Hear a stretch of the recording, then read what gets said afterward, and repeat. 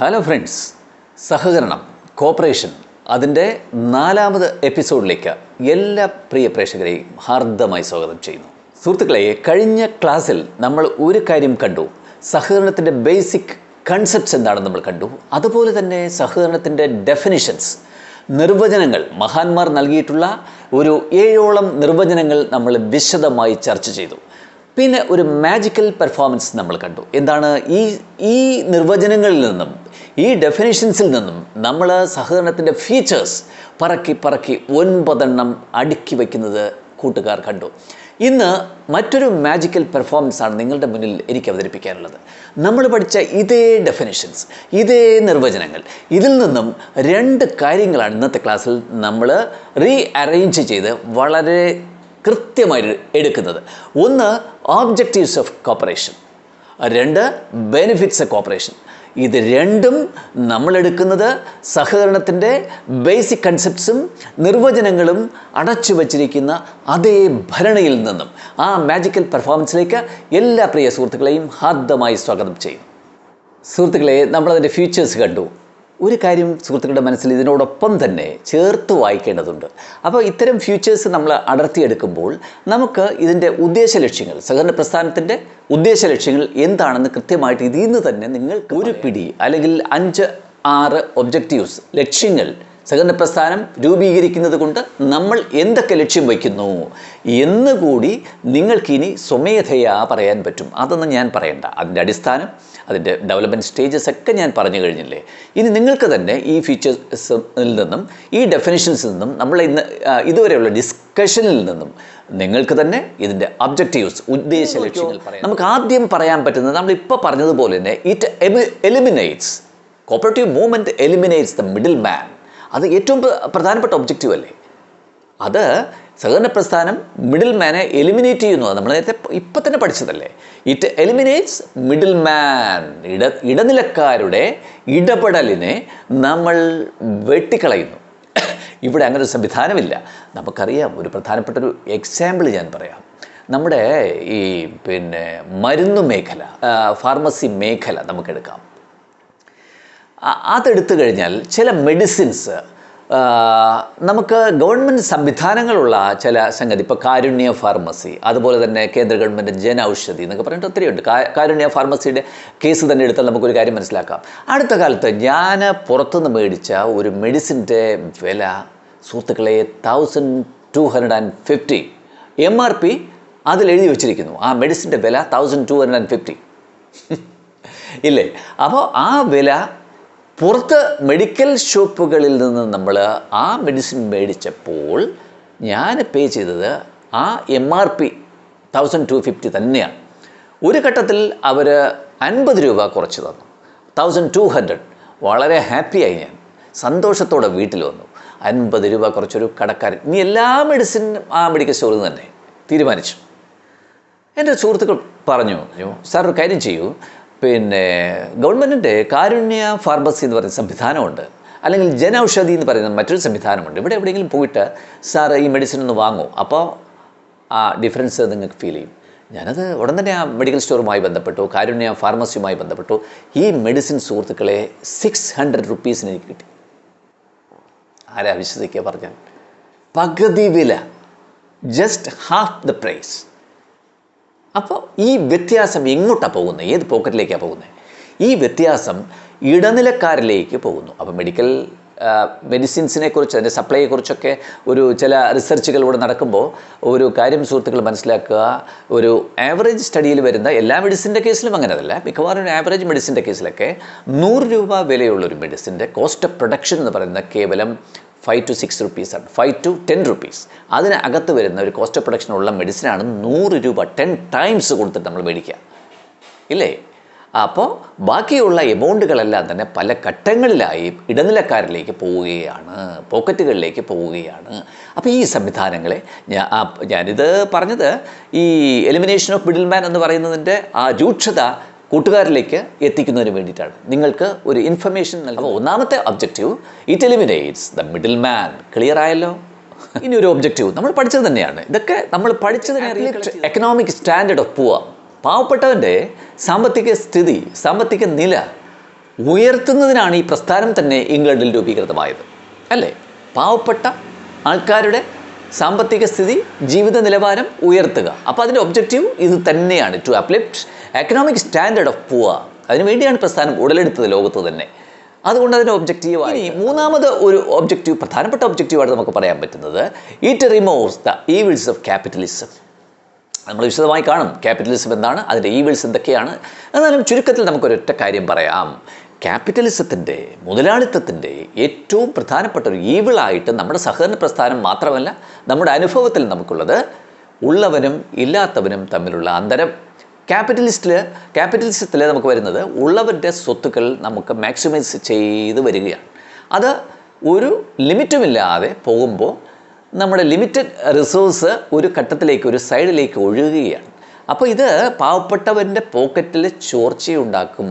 ഇത് ആ ഗ്യാപ്പ്, ഉള്ളവനും ഇല്ലാത്തവനും തമ്മിലുള്ള ഗ്യാപ്പ്, അന്തരം വലുതാക്കും.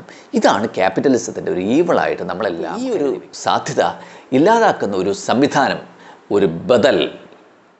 ഏതിന് ബദൽ? ക്യാപിറ്റലിസത്തിനുള്ള ബദലാണ് നമ്മളീ പറയുന്ന കോപ്പറേറ്റീവ് മൂവ്മെൻറ്റ്. മനസ്സിലായല്ലോ സുഹൃത്തുക്കൾക്ക്? സിമ്പിൾ. നമുക്ക് മറ്റൊന്ന് avoids it cut short the social irregularities. സാമൂഹിക ബന്ധങ്ങളിലുള്ള തുല്യതയില്ലായ്മ അല്ലെങ്കിൽ അന്തരങ്ങൾ നമ്മളിവിടെ നമ്മുടെ സഹകരണ പ്രസ്ഥാനത്തിലൂടെ കുറച്ചു കൊണ്ടുവരുന്നു എന്നുള്ളതാണ് ഇതിൻ്റെ ഏറ്റവും പ്രധാനപ്പെട്ട ഒരു ഒബ്ജക്റ്റീവായിട്ട് നമുക്ക് കാണേണ്ടത്. അപ്പോൾ ഇറ്റ് അവോയ്ഡ് സോഷ്യൽ ഇറഗുലാരിറ്റീസ്. സമൂഹത്തിൽ നിലനിൽക്കുന്ന അന്തരങ്ങൾ അല്ലെങ്കിൽ സൊസൈറ്റിയിൽ നിലനിൽക്കുന്ന ഇറഗുലാരിറ്റീസ്, അതിനെ നമുക്കൊരു പരിധിവരെ നമുക്ക് ചെറുത്ത് തോൽപ്പിക്കുവാൻ ഈ പ്രസ്ഥാനം കൊണ്ട് നമുക്ക് സാധിക്കുന്നു എന്നുള്ളതാണ് ഇതിൻ്റെ മറ്റൊരു ഒബ്ജക്റ്റീവായിട്ട് നമുക്ക് പറയാൻ വേണ്ടി കഴിയുന്നത്. അതുപോലെ ഏറ്റവും പ്രധാനപ്പെട്ട ഒരു ഒബ്ജക്റ്റീവ് അവസാനമായിട്ട് നമുക്ക് പറഞ്ഞു, political and religious. It moves to political and religious neutrality. അത് പ്രധാനപ്പെട്ട സംഗതിയാണ്, ഒബ്ജക്റ്റീവാണ്. പൊളിറ്റിക്കൽ ആൻഡ് റിലീജിയസ് ന്യൂട്രാലിറ്റി എന്താണ്? രാഷ്ട്രീയപരമായിട്ടുള്ളതും മതപരമായിട്ടുള്ളതുമായ വ്യതിയാനങ്ങളെ നമ്മൾ മാറ്റി തുല്യത സൃഷ്ടിക്കുന്നു എന്നുള്ളതാണ് ഈ വാക്കിൻ്റെ, ഈ ഒരു ഫ്രൈസിൻ്റെ അന്തസത്ത ആയിട്ട് നമുക്ക് പറയാൻ പറ്റുന്നത്. Political and religious neutrality. സാമൂഹ്യ പ്രതിബദ്ധതയിൽ ഊന്നിയിട്ടുള്ള രാഷ്ട്രീയമായിട്ടുള്ള അന്തരങ്ങൾ ഇവിടെ ബാധകമല്ല. അതുപോലെ തന്നെ റിലീജിയസ് കാഴ്ചപ്പാട് ഇവിടെ ഇല്ല. രണ്ട് കാര്യങ്ങളും ചേർത്ത് വെച്ച് നമുക്കിങ്ങനെ പറയാം, പൊളിറ്റിക്കൽ ആൻഡ് റിലീജിയസ് ന്യൂട്രാലിറ്റി. ഇത് ഒരു ഒബ്ജക്റ്റീവായിട്ട് നമുക്ക് പറയാൻ പറ്റും. അപ്പോൾ ഞാൻ ഇന്ന് പറഞ്ഞ ഈ കോപ്പറേഷൻ്റെ ഒബ്ജക്റ്റീവ് ഫീച്ചേഴ്സിൽ നിന്നും ഡെഫിനിഷനിൽ നിന്നും നമ്മൾ അടർത്തി മാറ്റിയ ചില ഒബ്ജക്റ്റീവ് എലിമിനേറ്റ് മിഡിൽ മാൻ നമ്മൾ നേരത്തെ തന്നെ പറഞ്ഞു. Uplift economic standard of poor. It removes the evils of capitalism. Social irregularities ഇല്ലായ്മ ചെയ്യുന്നു. Last but not political and religious neutrality. ഇത്രയും കാര്യങ്ങളാണ് സുഹൃത്തുക്കളെ ഇതിൻ്റെ ഒബ്ജക്റ്റീവ്സ് ആയിട്ട് നമുക്ക് പറയാൻ പറ്റുന്നത്. ഇതെല്ലാം നമ്മളെ ഡിസ്കഷനിൽ നിന്ന് നമ്മൾ ഒന്നും കൂടി അരിച്ചപ്പോൾ കിട്ടിയ സംഗതിയാണ്. ഇതെല്ലാം നമ്മൾ നേരത്തെ പല ഘട്ടത്തിലും പറഞ്ഞതാണ്. ഇതിനെ അരിച്ച് കാറ്റഗറൈസ് ചെയ്ത ഒബ്ജക്റ്റീവായിട്ട് നമ്മളൊന്ന് വെച്ചെന്ന് മാത്രം. തൊട്ട് മുമ്പ് പറഞ്ഞ ഫീച്ചേഴ്സും അങ്ങനെ തന്നെ. അതിനെ അരിച്ച് ഫീച്ചേഴ്സായിട്ട് നമ്മൾ 9 കൊണ്ടുവച്ചു. ഇവിടെ ഒരു ഒബ്ജക്റ്റീവായിട്ട് 6 കൊണ്ടുവച്ചു. 2 വട്ടം കേൾക്കുക, രണ്ടും നിങ്ങളുടെ മനസ്സിൽ കൃത്യമായി പതിഞ്ഞിരിക്കും. പിന്നെ അടുത്ത ഡിസ്കഷനിൽ ഇതിൻ്റെ പോയിന്റുകൾ അടർത്തിയെടുത്ത് ഞാൻ മൾട്ടിപ്പിൾ ചോയ്സ് ക്വസ്റ്റ്യൻസും ആക്കും. അന്നേരം നമുക്ക് കുറച്ചുകൂടി ഇൻട്രസ്റ്റിംഗ് ആയിട്ട് അതിനെ ചർച്ച ചെയ്യാം സുഹൃത്തുക്കളെ. ഓക്കെ സുഹൃത്തുക്കളെ, നമ്മളിങ്ങനെ വിശദമായിട്ട് എന്താണ് സഹകരണ പ്രസ്ഥാനം, എന്താണ് അതിൻ്റെ ഡെഫിനിഷൻ, എന്താണ് ആ വേർഡ് മീനിങ്, എങ്ങനെ ജനറേറ്റ് ചെയ്തു, എങ്ങനെ ഉത്ഭവിച്ചു, അതിൻ്റെ ഒബ്ജക്റ്റീവ് എന്താണ്, അതിൻ്റെ ക്യാരക്ടറിസ്റ്റിക്സ് എന്താണ്, ഇതൊക്കെ നമ്മൾ ഇപ്പോൾ പഠിച്ചു കഴിഞ്ഞു. ഇനി ചില മഹാന്മാർ വന്നിട്ട് എന്താണ് ഇതിൻ്റെ ഗുണം, എങ്ങനെയുണ്ട്, ഇത്രയും നേരം ഈ വെളുക്കുവോളം രാമായണം വായിച്ചിട്ട് ചോദിക്കുന്ന ചോദ്യം ഉണ്ടല്ലോ, നമുക്കറിയാം എന്നുള്ളതുപോലെ, അതുപോലൊരു ചോദ്യം, എന്താണ് ഇതിൻ്റെ ഗുണം, എന്തിനാണ് ഇത് പഠിക്കുന്നത്, എന്താണ് ഇതിൻ്റെ ഗുണം, ഒരു ചോദ്യമല്ലേ. ഒരു സംഗതിയെക്കുറിച്ച് വാദവരാതെ നമ്മൾ പറയുന്നു, എന്താണ് അതിൻ്റെ ബെനിഫിറ്റ്സ്, എന്താണ് അതിൻ്റെ ഗുണം എന്ന് ചോദിച്ചാൽ നമ്മൾ ഈ പഠിച്ചു വച്ചിരിക്കുന്നതിന് വേറെ രീതിക്ക് അങ്ങോട്ട് കൊടുക്കും. അങ്ങനെയാണ് സംഗതിയെല്ലാം നമ്മുടെ ഭരണിയിലായി കഴിഞ്ഞു. ഇനി ചോദ്യത്തിന് ആനുപാതികമായ ഉത്തരം ഇതിൽ നിന്ന് എടുത്ത് അങ്ങോട്ട് കൊടുക്കും. പഠിച്ചതിനെ ഒന്നുകൂടെ റീക്ലാസിഫൈ ചെയ്ത് നമ്മൾ കൊടുക്കും. അത്രയേ ഉള്ളൂ സുഹൃത്തുക്കളെ. നമ്മൾ ഇത്രയും പഠിച്ച കാര്യങ്ങൾ എല്ലാമായി, അതിൻ്റെ ബേസിക്സ് എല്ലാമായി കഴിഞ്ഞു. അപ്പോൾ ഇതിന് നമ്മൾ വേറൊരു ടൈപ്പ് ക്ലാസിഫിക്കേഷൻ കൊടുത്തു കഴിഞ്ഞാൽ ഈ ചോദ്യത്തിന് ഉത്തരമായി. എന്താ അയാൾ ചോദിച്ചത്, എന്താണ് ഇതുകൊണ്ടുള്ള ഗുണം, ഇത് പഠിക്കുന്നത് അല്ലെങ്കിൽ ഈ പ്രസ്ഥാനം കൊണ്ടുള്ള ഗുണം എന്ത്, ആർക്കെന്ത് ഗുണം ചോദ്യമല്ലേ? അപ്പോൾ ദ ബെനിഫിറ്റ്സ് കോപ്പറേഷൻ എന്ന് പറയുന്ന ഹെഡിലേക്ക് ആ ചോദ്യത്തിന് നമ്മളങ്ങ് മാറ്റി. അപ്പം നമ്മൾ അയാളോട് പറയും, ഇടവേ ഇത് പഠിച്ചാൽ ബെനിഫിറ്റ് 4 അയാൾ നിൽക്കും, കേൾക്കും. ബെനിഫിറ്റ് 4. ഒന്നാമത്തെ ബെനിഫിറ്റിനെ സാമ്പത്തികമായ നേട്ടങ്ങൾ എന്ന് നമ്മൾ വിളിക്കും. നമ്മൾ പറയും, ഈ പ്രസ്ഥാനം കൊണ്ട് നമ്മുടെ സമൂഹത്തിന് നമുക്കുണ്ടാകുന്ന നേട്ടങ്ങൾ: 1 സാമ്പത്തിക നേട്ടം, എക്കണോമിക് ബെനിഫിറ്റ്. മനസ്സിലായോ എന്നങ്ങോട്ട് ചോദിക്കുക, എക്കണോമിക് ബെനിഫിറ്റ്. 2 നമ്മൾ സോഷ്യൽ ബെനിഫിറ്റ്, നമ്മുടെ സമൂഹത്തിന് ഈ പ്രസ്ഥാനം കൊണ്ടുണ്ടാകുന്ന നേട്ടം, സോഷ്യൽ ബെനിഫിറ്റ്. പിന്നെ വിദ്യാഭ്യാസ മേഖലയ്ക്ക് ഈ പ്രസ്ഥാനം കൊണ്ടുണ്ടാകുന്ന നേട്ടം, എഡ്യൂക്കേഷണൽ ബെനിഫിറ്റ്. അങ്ങനെ നമ്മൾ 3 കാര്യങ്ങൾ പറഞ്ഞു. പിന്നെ ഒരു കാര്യമാണ് ഇതിൻ്റെ അൾട്ടിമേറ്റ്, അതിനെ എത്തിക്കൽ ബെനിഫിറ്റ് എന്നും പറയും. മനസ്സിലായോ? അതിനെ എത്തിക്കൽ ബെനിഫിറ്റ് എന്നും പറയും. എന്ന് പറഞ്ഞാൽ അദ്ദേഹത്തിന് ഏകദേശം ഒരു ധാരണ കിട്ടും. പിന്നെ അധിക സമയം നമ്മളോട് ചോദ്യങ്ങൾ ചോദിച്ച് നിൽക്കില്ല, അതിനുള്ള ധൈര്യം കാണിക്കില്ല. എന്നാലും നമ്മൾ പോകാൻ തുടങ്ങുകയാണെങ്കിൽ നിർത്തിയിട്ട് ബാക്കി ഇതിൻ്റെ ഒരു എക്സ്പ്ലനേഷൻ കൂടെ കൊടുത്തങ്ങ് വിട്ടേക്ക്. അപ്പോൾ അതായത് നമ്മൾ എക്കണോമിക് ബെനിഫിറ്റ് അല്ലെങ്കിൽ സാമ്പത്തികപരമായ നേട്ടങ്ങൾ എന്നത് കൊണ്ട് ഉദ്ദേശിച്ചത് ഇക്വിറ്റബിൾ ഡിസ്ട്രിബ്യൂഷൻ ഓഫ് സർപ്ലസ് ആണ് നമ്മുടെ പ്രസ്ഥാനത്തിൻ്റെ അടിസ്ഥാനം. നമ്മളെ സർപ്ലസിനെ, ലാഭത്തിന് നമ്മൾ തുല്യമായി അംഗങ്ങൾക്ക് വീതിക്കും. മറ്റതുപോലെ തോന്നും പോലല്ല, ഇതിനൊക്കെ മാനദണ്ഡങ്ങളുണ്ട്. ഇക്വിറ്റബിൾ ഡിസ്ട്രിബ്യൂഷൻ ഓഫ് സർപ്ലസ്, അതുപോലെ തന്നെ മിഡിൽ മാൻ ഇവിടെ ഇല്ല. ഇതൊക്കെ നമ്മൾ നേരത്തെ പഠിച്ചതല്ലേ. ഇതിൽ കാറ്റഗറൈസ് ചെയ്തിട്ട് അങ്ങോട്ട് പറഞ്ഞു കൊടുക്കുക. അതുപോലെ തന്നെ എന്താണ്, പരമാവധി ജോലി സാധ്യത ഈ മേഖലയിൽ നമ്മൾ ഉണ്ടാക്കി മനുഷ്യർക്ക്, തൊഴിലില്ലാത്ത ചെറുപ്പക്കാർക്ക് കൊടുക്കും. അതിനെ എംപ്ലോയ്മെൻറ്റ് ജനറേഷൻ എന്നും പറയും. ഇത്രയും കാര്യങ്ങളാണ് എക്കണോമിക് ബെനിഫിറ്റ്, ഇത്രയും കാര്യങ്ങളാണ് സാമ്പത്തിക നേട്ടങ്ങൾ ഈ മേഖലയിൽ നിന്നും. മനസ്സിലായോ എന്ന് ചോദിക്കാൻ അയാൾക്ക് പിന്നെ ഒന്നും പറയാനുണ്ടാവില്ല. അപ്പോൾ എക്കണോമിക് ബെനിഫിറ്റ് നമ്മൾ 3 കാര്യങ്ങൾ പറഞ്ഞു കൊടുത്തു. ഏതൊക്കെയാണ്? ഇക്വിറ്റബിൾ ഡിസ്ട്രിബ്യൂഷൻ ഓഫ് സർപ്ലസ് ഇവിടെയുണ്ട്, അവോയ്ഡിങ് മിഡിൽ മാൻ, അതാണ് ഇവിടുത്തെ അടിസ്ഥാനം. അതുപോലെ പരമാവധി employment generation. Clear? Economic benefit മനസ്സിലായല്ലോ എന്നങ്ങോട്ട് ചോദിക്കുക. കൂട്ടത്തിൽ നിങ്ങൾക്ക് മനസ്സിലായില്ലേ? അത് ഞാനങ്ങോട്ട് ചോദിക്കാം. ഇപ്പോഴും ആ മനുഷ്യൻ പോകാതെ നിന്നാൽ നമുക്ക് രണ്ടാമത്തെ ബെനിഫിറ്റ് ഒന്ന് ചെറുതായിട്ട് എക്സ്പ്ലെയിൻ ചെയ്തങ്ങ് വിട്ടേക്കാം. എന്താണ് നമ്മൾ രണ്ടാമത് പറഞ്ഞ ബെനിഫിറ്റ്? ഒന്നാമത്തത് എക്കണോമിക് ബെനിഫിറ്റ്, രണ്ടാമത്തത് എന്താ? സോഷ്യൽ ബെനിഫിറ്റാണ് എന്നങ്ങോട്ട് പറയുക. സോഷ്യൽ ബെനിഫിറ്റ് എന്നതുകൊണ്ട് നമ്മൾ ഉദ്ദേശിച്ചത് 3 കാര്യങ്ങൾ, അതങ്ങോട്ട് പറഞ്ഞു കൊടുക്കുക. ഒന്ന്, ഇറ്റ് പ്രിവെൻറ്റ്സ് എക്സ്പ്ലോയിറ്റേഷൻ. ചൂഷണം ഈ മേഖലയിലില്ല. നിങ്ങളുടെ മേഖലയിലുണ്ടാവും, പക്ഷേ ഞങ്ങളുടെ ഈ സഹകരണ മേഖലയിൽ ചൂഷണമില്ല. It prevents exploitation. അതുപോലെ പ്രധാനപ്പെട്ട ഒരു സംഗതി, it prevent under employment and unemployment. 2 പ്രധാനപ്പെട്ട വാക്ക് GK ആണ് ഞാൻ പറയുന്നത്. Under employment and unemployment. Unemployment നമ്മൾ ഒത്തിരി കേട്ടിട്ടുള്ള വാക്കാണ് അല്ലേ, തൊഴിലില്ലായ്മ എന്ന് മലയാളം. അപ്പോൾ അണ്ടർ എംപ്ലോയ്മെൻറ്റ് എന്ന് പറഞ്ഞാൽ എന്താണ്? അണ്ടർ എംപ്ലോയ്മെൻറ്റ് എന്ന് പറഞ്ഞാൽ അതൊരു സയൻറ്റിഫിക് വേർഡാണ്. മാനേജ്മെൻറ്റിൽ നമ്മൾ എക്സ്പ്ലെയിൻ ചെയ്യുന്നൊരു വേർഡാണ്. അതിനെ മാനേജ്മെൻറ്റ് വിദഗ്ധന്മാർ ഒരു ഡെഫിനിഷനിലൂടെ പറയുന്നുണ്ട്. ഇതൊന്നും സഹകരണത്തിൽ പറയേണ്ട വിഷയമല്ല, എന്നാലും ഇത് വന്നതുകൊണ്ട് കൂട്ടുകാർക്ക് മനസ്സിലാക്കാൻ ഞാൻ ഒരു ചെറിയ ഡെഫിനിഷൻ പറഞ്ഞു തരാം. എന്താണ് under employment? People who are working in low paid, അല്ലേ? People who are working in low paid or part time job, low paid or part time job, because they can't find job that match their actual skill. അതാണ് അതിന് പറയപ്പെടുന്ന ഒരു definition. അവർക്ക് നമുക്കുള്ള അല്ലെങ്കിൽ യുവാക്കൾക്കുള്ള സ്കില്ലിന്, അറിവിന്, കഴിവിന് ആനുപാതികമായിട്ടുള്ള ഒരു തൊഴിൽ അവർക്ക് നേടിയെടുക്കാൻ കഴിയാത്ത സാഹചര്യം ഉണ്ടായിക്കഴിഞ്ഞാൽ അവർക്ക് ലോ പെയ്ഡായിട്ടും പാർട്ട് ടൈമായിട്ടും ജോലി എടുക്കേണ്ട ഒരു സാഹചര്യമൊക്കെ വരുന്നില്ലേ?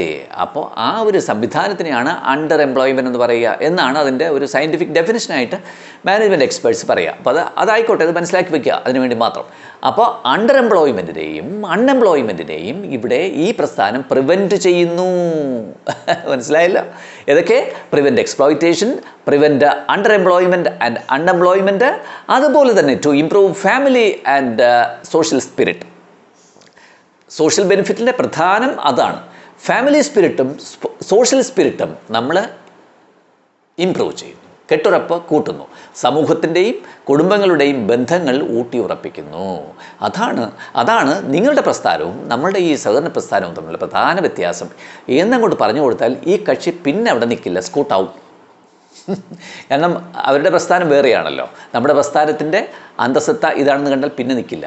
അത് അദ്ദേഹത്തിന് കൃത്യമായി മനസ്സിലാക്കി കാണും. അതുപോലെ ഞാൻ ചോദിക്കുന്നു, കൂട്ടുകാർക്കും മനസ്സിലായില്ലേ സോഷ്യൽ ബെനിഫിറ്റ്സ് എന്തൊക്കെയാണെന്ന്? സിമ്പിളല്ലേ? ഇനി അടുത്ത പ്രധാനപ്പെട്ട ബെനിഫിറ്റായിട്ട് നമുക്ക് പറയാൻ വേണ്ടി കഴിയുന്ന, നമ്മൾ കളക്ട് ചെയ്ത് വെച്ചിട്ടുള്ള ഒരു പ്രധാനപ്പെട്ട സംഗതിയാണ് കോപ്പറേഷൻ ആൻഡ് എഡ്യൂക്കേഷൻ.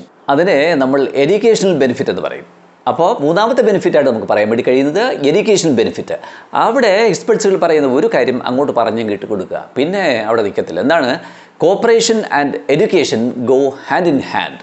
പരസ്പര പൂരകങ്ങളായി മുന്നോട്ട് പോയിക്കൊണ്ടിരിക്കുന്ന രണ്ട് കാര്യങ്ങളാണ് സഹകരണവും വിദ്യാഭ്യാസവും.